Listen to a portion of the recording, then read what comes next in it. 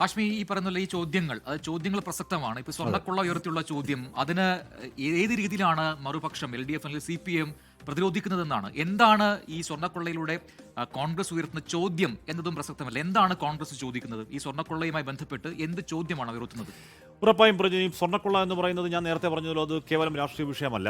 അത് ശബരിമലയിലേക്ക് പോകുന്ന ശബരിമല അയ്യപ്പ ഭക്തൻ അയ്യപ്പൻ എന്ന് പറയുന്ന അവരുടെ വിശ്വാസം വല്ലാതെ വൈകാരികമായ വിഷയമാണ്. എന്ന് പറഞ്ഞാൽ വിളിച്ചാൽ വെളിപ്പുറത്തുള്ള ഒരു ദൈവം എന്ന നിലയ്ക്ക് വളരെ വൈകാരിക വിശ്വാസ പ്രശ്നമാണ്. അപ്പോൾ ശബരിമലയിൽ ഭഗവാന്റെ സ്വത്തടിച്ചു മാറ്റി എന്നുള്ളതാണല്ലോ അതിലെ വൈകാരിക പ്രശ്നം.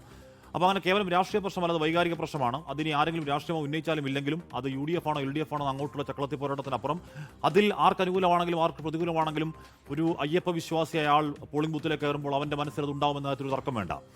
ശബരിമല സ്വർണ്ണക്കൊള്ള ഒരു ഘട്ടത്തിൽ വലിയ ചർച്ചയായി. അതിനുശേഷം ഈ പറഞ്ഞ കൊടിമര പ്രതിഷ്ഠയിലേക്ക് വന്നു. കൊടിമര പ്രതിഷ്ഠ കോടതിയിൽ എങ്ങും എത്താതെ പോയി.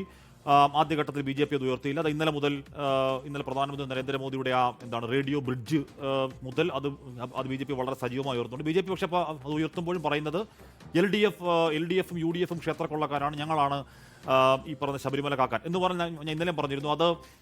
അതവിടെ ഈ പറയുന്ന ഈ കൊടിമല പ്രതിഷ്ഠയിൽ UDF-നെ കോടതി കുറ്റമുക്തമാക്കി, അല്ലെങ്കിൽ UDF ഭരണസമിതിയെ കോടതി കുറ്റമുക്തമാക്കി എന്ന് കരുതി LDF-നെതിരെ മാത്രം പറഞ്ഞാൽ ഉറപ്പായും അത് പ്രയോജനപ്പെടാൻ പോകുന്ന UDF-നാണെന്ന കാര്യം നല്ലവണ്ണം BJP-ക്ക് അറിയാം. അതവർക്ക് ശബരിമല യുവതീ പ്രവേശന കാലത്തെ ലോക്സഭാ തെരഞ്ഞെടുപ്പിൽ കെട്ടിവെച്ച കാശ് നഷ്ടപ്പെട്ട അടക്കമുള്ള കൈപ്പനുഭവങ്ങൾ അതുണ്ട്. സ്വാഭാവികമായും അവരതേ പറയുകയുള്ളൂ. ഇവിടെ നമ്മൾ ഈ സ്വർണ്ണക്കൊള്ളയിൽ സ്വീകരിച്ച നടപടികൾ മറുഭാഗത്ത് സർക്കാർ നിരത്താനില്ല. അപ്പോൾ ചോദ്യം എന്താണ് എന്നുള്ളതാണ് ഏറ്റവും പ്രധാനപ്പെട്ടത്. എന്ന് പറഞ്ഞാൽ ചോദ്യം അത് തന്നെയാണ്.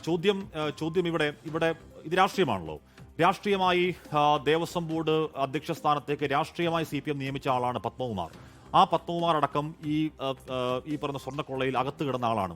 ഇപ്പോഴും പുറത്താക്കിയത് വാട്സാപ്പ് ഗ്രൂപ്പിൽ നിന്ന് മാത്രമാണ്. കേവലം സസ്പെൻഡ് ചെയ്ത് നിർത്തുക, ഈ പറയുന്ന കുറ്റപത്രം വന്ന് കുറ്റക്കാരനാണെങ്കിൽ മാത്രം പുറത്താക്കുക, അല്ലെങ്കിൽ അകത്തെടുക്കുക എന്നൊരു മിനിമം നടപടി പോലും എന്തുകൊണ്ട് ചെയ്യുന്നില്ല എന്ന ചോദ്യം കോൺഗ്രസ് ഉയർത്തുന്നുണ്ട്. അതേസമയം തന്നെ ഈ പറയുന്ന സോണിയാഗാന്ധി അവിടെ പോയി പോറ്റിക്കൊന്ന ചിത്രം അടക്കം വെച്ചാണ് അതിലുള്ള പ്രതിരോധം. ആ പ്രതിരോധം ഉണ്ടായ പ്രശ്നം എന്താണ്? ഇവിടെ ഒരാൾക്കൊപ്പം നിന്നാൾ അയാളും കുറ്റക്കാരനാണോ എന്ന് ചോദ്യം ചോദിക്കുന്നത് മുഖ്യമന്ത്രി പിണറായി വിജയൻ ഏത് സമയത്താണ്? സ്വർണ്ണ കടത്ത് സമയത്ത് സ്വപ്ന സുരേഷുമായി ചിത്രം വന്നപ്പോഴേക്കും അത് മുഖ്യമന്ത്രി ചോദിച്ച ചോദ്യമാണ്. അതുകൊണ്ട് രാഷ്ട്രീയമായി ഇവിടെ യാഥാർത്ഥ്യങ്ങൾ നിൽക്കുന്നത് ഇവിടെ കൊള്ളയുണ്ടായി എന്നുള്ളതാണ്. ആ കൊള്ളയിൽ പ്രതികൾ പിടിക്കപ്പെട്ടു എന്നുള്ളതാണ്. അതിലൊരാൾ CPM-ന് ജില്ലാ സെക്രട്ടറി ആയിരുന്നു എന്നുള്ളതാണ്. അതിലൊരാൾ 2 തവണ മുൻ MLA ആയിരുന്ന ആളാണെന്നുള്ളതാണ്. അതിലൊരാൾ CPM നിയോഗിച്ച ദേവസ്വം ബോർഡ് അധ്യക്ഷനായിരുന്നു എന്നുള്ളതാണ്. അങ്ങനെ രാഷ്ട്രീയമായി CPM-ന് നിരാകരിക്കാൻ കഴിയാത്തവണ്ണം, നിഷേധിക്കാൻ കഴിയാത്തവണ്ണം അവിടെ കണക്ഷൻ കിടക്കുമ്പോൾ അത് UDF ഉറപ്പായും ഉയർത്തും. എടുത്തില്ല എന്നുള്ളത് മാത്രമാണ്. അത് മാത്രം ഉയർത്തിക്കൊണ്ടിരിക്കും. ഈ പറയുന്ന ഒരു വലിയ തെരഞ്ഞെടുപ്പിനെ കോൺഗ്രസിന് ആ രീതിയിൽ ഇല്ല. ഞാൻ പറഞ്ഞത് ഇല്ല, കോൺഗ്രസ് ഈ തെരഞ്ഞെടുപ്പ് അത് ആയുധമേ ആക്കിയില്ല. ആദ്യഘട്ടത്തിലൊന്നും ആയുധമേ ആക്കിയിരുന്നില്ല. അവർ ഡീലിൽ തന്നെ നിൽക്കായിരുന്നു. അവസാന ഘട്ടത്തിലേക്ക് എത്തുമ്പോഴാണ് അത് ആയുധമാക്കുന്നത്. അത് ഉറപ്പായും കേരളത്തിൽ ഇപ്പോൾ അത് ഞാൻ പറഞ്ഞില്ല, അത് കോൺഗ്രസ് ഉയർത്തിയാലും ഇല്ലെങ്കിലും അത് ഏറ്റവും ചുരുങ്ങിയത് 3 ജില്ലകളിലെങ്കിലും മതഭേദമെന്നെ, ഞാൻ പറഞ്ഞു ഹിന്ദു മതത്തിൽപ്പെട്ട ആൾക്കാരെന്നൊന്നുമല്ല, മതഭേദമെന്നെ. ഇപ്പം എൻ്റെ നാട് പന്തളമാണ്. നമ്മൾക്കൊക്കെ ശബരിമല ഉള്ളത് ഒരുതരം ആദരവുള്ള മനുഷ്യന്മാരാണ്. അവിടെയുള്ള ആൾക്കാർ, അവിടെ കൾച്ചർ മനസ്സിലായി അറിയാം. അവിടെയുള്ള ആൾക്കാർക്കൊക്കെ ശബരിമലയോട് വിശ്വാസഭേദമെന്നെ മതഭേദമെന്നെ വലിയ ആദരവുള്ള ആൾക്കാരാണ്. അവിടെ നടന്ന ഒരു അക്രമം എന്നുള്ള നിലയ്ക്ക് അവർ വേദനിക്കുന്നവരാണ്. അത് പ്രചരണമാക്കിയാലും ഇല്ലെങ്കിലും, ആർക്ക് അനുകൂലമാണെങ്കിലും അല്ലെങ്കിലും വോട്ടിൽ പ്രതിഫലിക്കും.